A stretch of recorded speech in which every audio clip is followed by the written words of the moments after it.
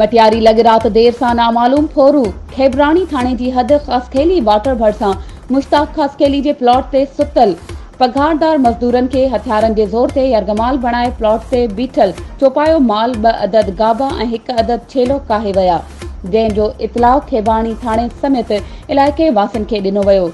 खेबरानी थाणे जे ASI Ghulam Ali राहू police party सां पहुची ॻोठाणनि सां गॾिजी फोरन जो पीछो कयो त फ़कीर वली मोहम्मद नूह पोटो जी कोर्ट जे साम्हूं केले जे बाग वटि फोरू फुर कयल माल डॉट्सन में लोड करे फरार थियण लॻा। पुलिस ऐं ॻोठाणनि खे ॾिसी फोरू फुरियल चौपाए माल सां लोड थियल डॉट्सन छॾे भॼी विया। पुलिस ऐं ॻोठाणनि भॼी वियल फोरन जो पीछो कयो पर फोरू फरार थियण में कामयाब थी विया। खेबरानी पुलिस फुर थियल माल ऐं डॉट्सन पंहिंजी तहवील में वठी छॾी, जॾहिं त गॾु थियल इलाइक़े वासियुनि ऐं ॻोठाणनि जो चवणु हो त असांजे इलाइक़े ऐं आसपास में ॾोहनि में मुसलसल वाध थी वई आहे। चोरनि ऐं फोरन जो आज़ार वधियल आहे। असां ॻोठाणा रातूं जागे गुज़ारण ते मजबूर आहियूं।